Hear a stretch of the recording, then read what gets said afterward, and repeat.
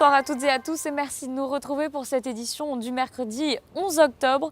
Voici tout de suite le sommaire. Le prince souverain s'est rendu en Sicile. Nous reviendrons sur le dîner de gala organisé par la branche italienne de sa fondation. Nous vous présenterons un nouveau concept, le Sail Drone, dévoilé dans le cadre de la conférence Our Ocean à Malte. Mathieu Ricard propose une exposition sur ses 50 années passées dans l'Himalaya. Nous vous ferons découvrir ses clichés. C'est parti pour l'édition 2017 du Gemluc Art. Nous vous ferons découvrir les œuvres présentées cette année. Portrait du pianiste Dmitri Maslev qui s'est produit au Théâtre des Variétés. Et à la fin de ce journal, nous reviendrons sur l'exposition de Mathieu Ricard dont je vous parlais. Le moine bouddhiste nous a accordé un moment privilégié parmi ses photographies. Prenons la direction de l'Italie et plus précisément de la Sicile. Le prince Albert vient d'effectuer un déplacement avec plusieurs objectifs environnementaux et historiques. Focus aujourd'hui sur le dîner de gala de la branche italienne de la Fondation Prince Albert II de Monaco. Le reportage sur place de Fabien Bonilla et Sylvain Péroumal. Le Palazzo Mazzarino, c'est dans ce palais, à Palerme, en Sicile, que s'est déroulé le dîner de gala de la branche italienne de la Fondation Prince Albert II. Une soixantaine de convives se sont retrouvés dans ce palais du XVIe siècle pour soutenir la fondation du souverain. Je pense que ce sera une soirée très sympathique, très conviviale, avec une occasion de se plonger soit dans la culture italienne, dans la culture méditerranéenne et en même temps regarder avec attention le présent et le futur de notre planète, donc de la Terre, en soutenant, en essayant d'apporter toujours de plus en plus de la connaissance sur la fondation du Prince Albert. La branche italienne fait partie des 9 représentations de la Fondation à l'étranger, comme par exemple le Canada, Singapour ou encore l'Allemagne, ce qui a permis à la Fondation de soutenir jusqu'à présent plus de 400 projets environnementaux. C'est très important parce que d'abord, la problématique environnementale est une problématique globale et que donc on a intérêt, je dirais, à travailler un petit peu aux 4 coins du monde parce que c'est aussi l'écho, je dirais, de l'action du prince à travers le monde et que c'est aussi une opportunité de mieux faire connaître la Fondation, de nous apporter depuis les pays où elle est représentée, de nous apporter des projets nouveaux. Et puis aussi, il faut bien le dire, c'est une source de revenus puisque ces branches font souvent des opérations de levée de fonds et cela vient bonifier l'action financière de la Fondation. Les branches pèsent selon les années entre 35 et 40% des ressources de la Fondation, donc c'est tout à fait important. Voilà pour la partie consacrée à la Fondation, à savoir que plus tôt dans la journée, le souverain a reçu le diplôme de docteur honoris causa d'écologie marine dans l'université de Palerme, université qui compte près de 60 000 étudiants. Plusieurs visites étaient également au programme de cette journée, comme le théâtre Massimo Vittorio Emanuele, le 3e plus grand théâtre d'Europe. C'est ici que s'est tournée une des dernières scènes du film culte Le Parrain 3. Et autre visite, autre référence cinématographique, le palais Valgarnera Ganji. Plusieurs pièces ont servi de décor pour le célèbre film Le Guépard de Visconti, Palme d'Or du Festival de Cannes en 1963. Et lors de cette visite, le prince souverain s'est également rendu au Cercle de Voile de Palerme. Le départ de la traditionnelle course estivale Palermo-Monte Carlo. On écoute Bernard d'Alessandri sur l'importance et la qualité de cette compétition. Elle est importante à plusieurs titres. Le premier, c'est un point de vue sportif, c'est une des grandes courses de la Méditerranée. Par la distance et par le nombre de bateaux, c'est certain. Et chaque année, la participation augmente.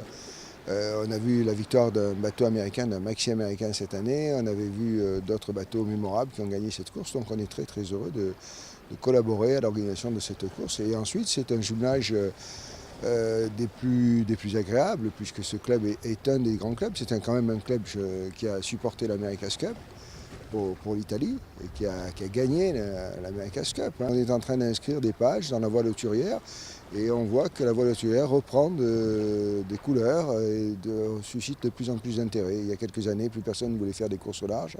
Aujourd'hui, ça redémarre. Suite et fin de notre série de reportages consacrés à la conférence Our Ocean 2017. Coup de projecteur aujourd'hui sur un concept novateur.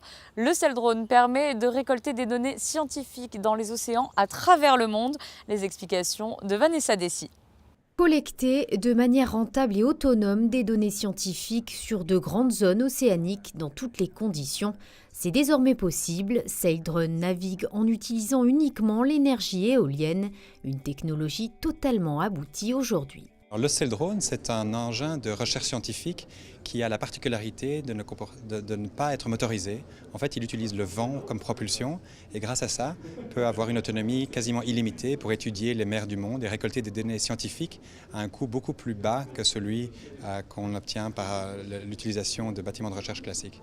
Il a fallu 10 ans pour développer cette innovation. Le fondateur Richard Jenkins trouve l'idée alors qu'il tente un record de vitesse en char à voile. Lors de cette recherche, a développé le plan de voile à haute efficacité qui est la base du Saildrone. En fait, c'est en adaptant cette invention sur une base marine qu'on est arrivé au développement du Saildrone comme outil de recherche scientifique. La technologie est très aboutie. On l'a déjà utilisée pendant environ 5 ans, travaillant avec des agences gouvernementales aux États-Unis comme la NOAA, la NASA, la marine américaine et d'autres gouvernements à travers le monde.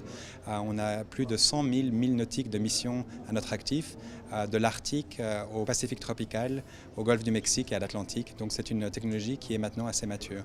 En quadrillant de 6 degrés par 6 degrés, 1 millier de véhicules seraient seulement nécessaires pour couvrir la totalité des océans de la planète. Et en bref, dans le reste de l'actualité. Le ministre d'État Serge Tel a reçu les diplômés de la MAF, instaurée par le gouvernement princier. Cette certification professionnelle monégasque est destinée aux collaborateurs de banques en relation directe avec la clientèle ou les marchés, ainsi qu'aux responsables. Son objectif, renforcer la réputation d'excellence de la place financière et le niveau de compétence des collaborateurs de banques et des sociétés de gestion monégasques. Depuis sa création en 2014, plus de 200 professionnels ont été certifiés. Il est l'un des moines bouddhistes les plus médiatisés. Le Français Mathieu Ricard était de passage en principauté. Il venait inaugurer son exposition de photographie sans cliché qui retrace 50 années passées dans l'Himalaya. Reportage. Comme un hymne à la beauté pour son pays d'adoption, Mathieu Ricard a souhaité à travers ses photographies rendre hommage à ses grands maîtres tibétains, à la terre qu'il a accueillie et à ses habitants. Une centaine de photographies composent cette exposition inspirée par le livre éponyme tout juste sorti. La direction des affaires culturelles de la principauté a été séduite par le travail du moine bouddhiste. Le public peut découvrir beaucoup de choses. Je pense qu'il peut d'abord voir ce que veut dire un engagement de toute une vie à travers ces photos qui, bien sûr, nous montrent la beauté des paysages. C'est absolument fabuleux. La beauté des visages aussi, énormément de visages. Et puis cette culture qui est finalement assez peu connue. On a beaucoup de fantasmes sur le Tibet, mais là on voit des choses de tous les jours qui sont belles et signifiantes. Mathieu Ricard est un amateur de photographie depuis ses 13 ans. Il compte 10 livres de photographie à son actif, un témoignage d'une vie qu'il a souhaité partager avec le public. Parmi ses nombreux clichés, le portrait d'un moine, l'une de ses plus anciennes prises. J'ai fait un mini-tour avec lui, il m'a donné quelques petites précisions sur certaines photos, pas tant sur les sujets qui sont assez évidents, qui parlent d'eux-mêmes, mais sur la façon dont il a fait les photos. Certaines de ces photos ont été faites en avion, par exemple, mais un avion comme un passager, c'est-à-dire, vous savez, à travers le double hublot, celui qui n'est pas très propre et celui qui est carrément crasseux. Et il a réussi à faire ces photos comme ça, notamment, et puis certaines photos qui ont l'air d'être faites en plan et qui sont faites à 4, 5, 6 mètres de dénivelé. Donc on a aussi l'expression d'un très grand technicien de la photographie. Située sur le quai Antoine Ier, cette exposition est ouverte au public jusqu'au 9 novembre et libre d'accès. Un rendez-vous à ne pas manquer. Et à la fin de ce journal, retrouvez notre entretien avec Mathieu Ricard. Récolter des fonds au profit de la recherche contre le cancer en y associant des artistes. C'est le principe du GEM Lucart, dont 2017 marque la 9e édition. Les œuvres sont actuellement exposées à l'auditorium Régnier 3. Le reportage de Patricia Navarro. Des techniques et styles très différents les uns des autres se côtoient dans l'immense hall d'entrée de l'auditorium Régnier 3, mais tous ont pour même source d'inspiration une thématique imposée quand Fenêtre sur cour rencontre la belle histoire. Des dizaines d'artistes ont répondu à l'appel du GEMLUC, le groupement des entreprises monégasques dans la lutte contre le cancer. Le principe est le suivant, les artistes viennent participer du monde entier parce que nous avons des gens du Japon, de l'Australie, de Corée, donc c'est très intéressant, c'est très cosmopolite. On est connu dans le monde entier en étant partie de pas grand chose, donc on est très content. Et le but et l'enjeu c'est de vendre évidemment les œuvres et de respecter l'artiste qui joue le jeu.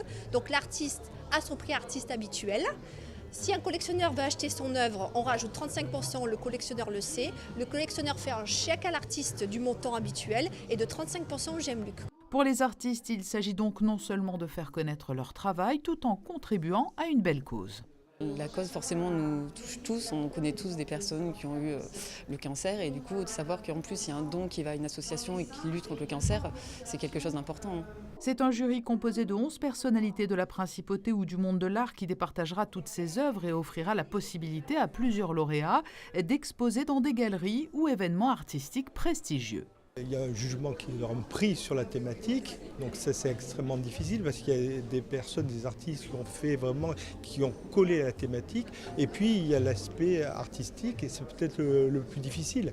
Le plus difficile parce que, comme je vous l'ai dit tout à l'heure, il y a des artistes de renommée internationale. Le public a la possibilité de découvrir l'exposition du Gemluc Art jusqu'au 19 octobre à l'Auditorium Régnier 3. Les visiteurs, eux aussi, pourront voter pour leur coup de cœur. La proclamation des résultats interviendra le 17 octobre. Revenons à présent sur ce concert qui a eu lieu au Théâtre des Variétés, organisé par l'association Ars Antonina. L'invité était un jeune virtuose, Dmitri Masleev. Le reportage d'Émilie Rousseau. Depuis plus de 30 ans, l'association Ars Antonina a pour but de révéler, de promouvoir les jeunes artistes talentueux.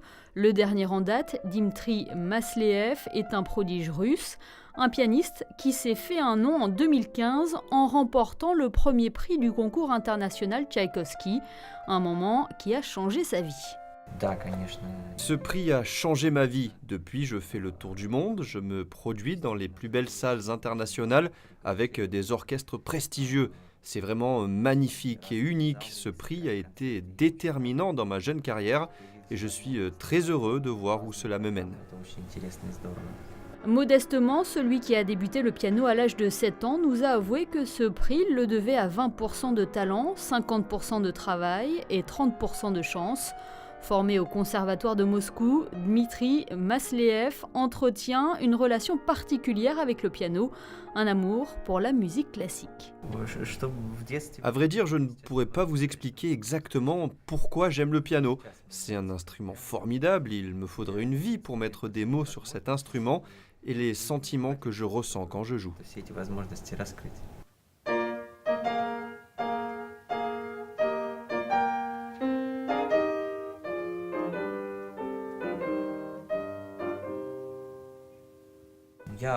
J'aime bien évidemment la musique classique russe parce que c'est mon âme.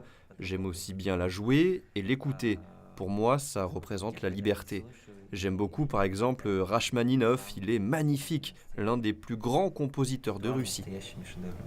C'est devant une salle comble que l'artiste russe s'est produit en principauté. Durant son récital, il aura joué les plus grands classiques de Haydn, Schubert et Tchaïkovski. Un réel plaisir pour les mélomanes.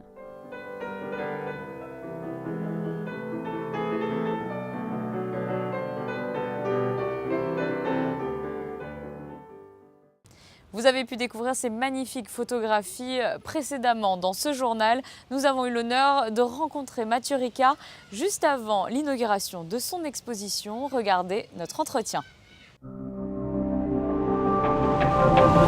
Mathieu Ricard, bonjour. Bonjour. Merci de nous recevoir ici au sein de cette magnifique exposition 100 photos recensées tirées de votre livre qui vient tout juste de sortir. Un de mes schlags dans l'Himalaya, vous vous rendez compte, on peut faire ça qu'une fois dans une vie.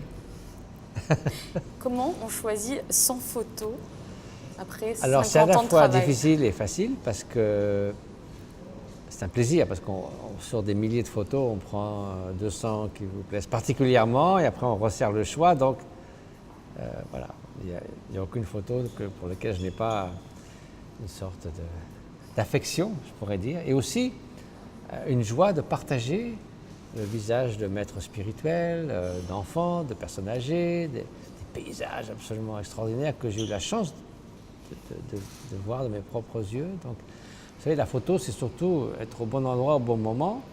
Et puis avoir un petit peu de technique, ça ne fait pas de mal, mais c'est vraiment l'œil plus le moment magique.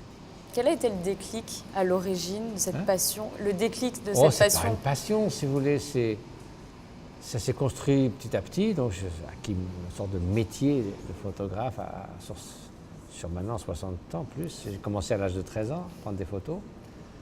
Et c'est surtout l'occasion qui fait le larron. C'est d'être dans ces magnifiques pays. C'est vrai qu'on a une telle joie à partager ces images que voilà, après on se perfectionne.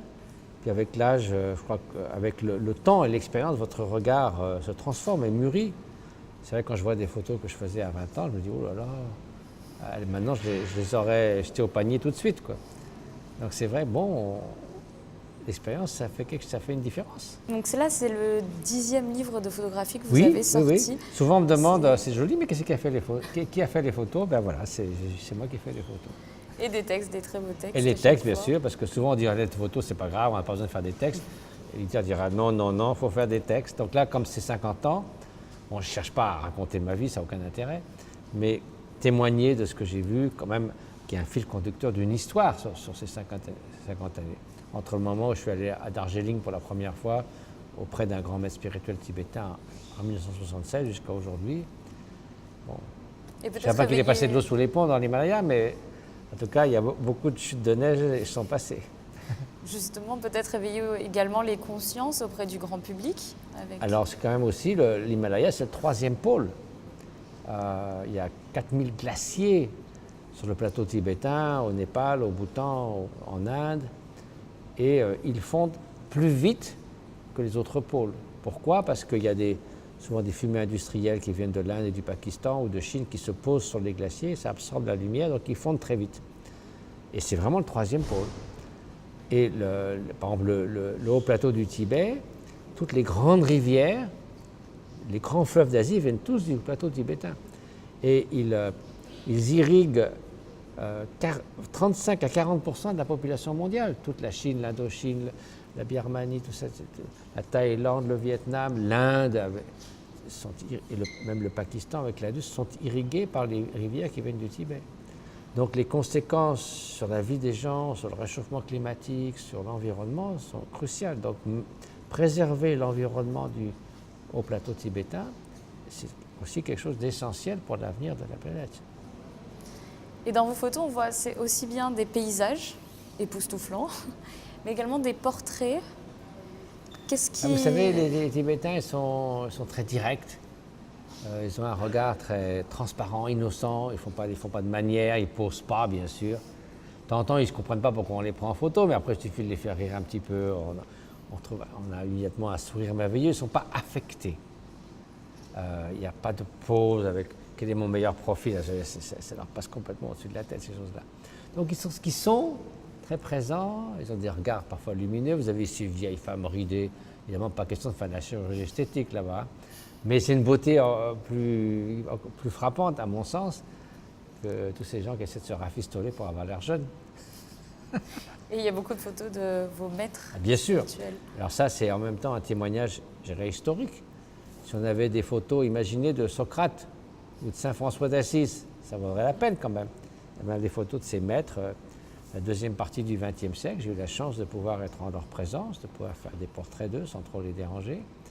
Et maintenant de les partager avec tout le monde. Comment est-ce qu'on pourrait définir cette exposition et donc ce livre? C'est un hommage peut-être C'est un hommage à la beauté intérieure et la force spirituelle des maîtres. C'est un hommage à la beauté extraordinaire de la nature. C'est un hommage à la banalité du bien, c'est-à-dire le potentiel de bienveillance que chaque être humain a en lui ou en elle. Et donc le montrer au travers de ses enfants, ses femmes, ses vieillards. C'est redonner de l'espoir que la nature humaine est finalement il y a un bon fond et qu'il suffit de le faire venir à la surface pour œuvrer ensemble vers un monde meilleur. C'est un message que vous essayez de faire passer à travers le monde. Là, vous êtes à Monaco, vous repartez déjà demain. Oui, mais en même temps, si vous voulez, on parle tellement de mauvaises nouvelles, tous ces trucs terribles qui se passent, mais le monde va mieux. Il y avait 1,5 milliard de personnes sous le seuil de la pauvreté il y a 20 ans, il n'y en a plus que 750 millions. Hier soir, j'étais à Paris avec Steven Pinker qui vient de publier un livre sur le déclin de la violence au fil de l'histoire. Mais on n'a jamais eu aussi peu de probabilité de mourir de mort violente dans le monde aujourd'hui. C'est sans comparaison. Le taux d'homicide entre le XIVe siècle et aujourd'hui a baissé 100 fois en Europe. Donc n'allez pas essayer de nous effrayer par toutes ces histoires. On n'a jamais vécu dans un monde aussi peu violent, bien qu'il reste des choses terribles qui se passent dans le monde, mais globalement. Donc c'est des bonnes choses. Il faut redonner confiance à la nature humaine et pour continuer d'œuvrer vers davantage de démocratie, davantage de respect des femmes, davantage de respect des droits de l'homme, etc., etc. Vous travaillez plus d'une centaine de projets humanitaires. Alors, 200 maintenant, donc tous les droits de tous mes livres, de mes conférences, des photos, enfin tout ce que je fais, 100%, je ne fais pas le détail, c'est plus simple, va à des projets humanitaires. Ça fait 17 ans que nous avons fondé Karuna Sechen. C'est une association donc, humanitaire qui mène à bien des projets dans le domaine de la santé, de l'éducation et des services sociaux, des choses pour les personnes âgées, pour les orphelins, dans le nord de l'Inde, dans des provinces très déshéritées, au Népal, surtout dans les campagnes, dans les montagnes, et au Tibet, dans l'est du Tibet, à 4000 mètres, parmi les nomades. On construit des écoles, des dispensaires, etc. Et donc voilà, c'est quand même une tâche importante. Nous aidons presque de 300 000 personnes chaque année. Et donc voilà, je vais essayer de me dédier au maximum avec une équipe de personnes formidables pour essayer de faire un peu de bien là où il y en a vraiment besoin. Donc si on veut vous aider, on peut contribuer en achetant en plus. Vous achetez le livre et puis vous regardez le site Karuna Sechen. Karuna, ça veut dire compassion. Sechen, c'est le nom de notre monastère. Et là, en 3 clics, vous êtes bon, vous pouvez nous aider. Ça. Très bien. Ben, merci beaucoup, Mathieu Ricard. Et il y a d'ailleurs une branche de Karuna Sechen à Monaco. D'où votre présence également ici. Exactement. Merci beaucoup. Je vous en prie. Je vous rappelle que l'exposition est ouverte du mardi au dimanche de 13h à 19h et ce jusqu'au 9 novembre. Il est l'heure à présent de passer aux prévisions météo de ces prochains jours. La météo sera clémente cette semaine avec de belles journées en perspective. Jeudi et vendredi, un temps ensoleillé accompagné de températures douces. Les maximales atteindront les 24 degrés. Des températures d'ailleurs plus estivales qu'automnales cette semaine. Le week-end ira également dans ce sens. Au programme de samedi, un beau ciel bleu, tout comme dimanche qui jouera les prolongations malgré la présence de quelques nuages matinaux. Le début de semaine sera aussi ensoleillé, la pluie ne s'invitant qu'à compter de mercredi. C'est la fin de ce journal. Merci de nous avoir suivis. Je vous laisse en compagnie d'Émilie Rousseau pour votre rendez-vous, l'émission consacrée à l'AS Monaco. À très bientôt sur Monaco Info.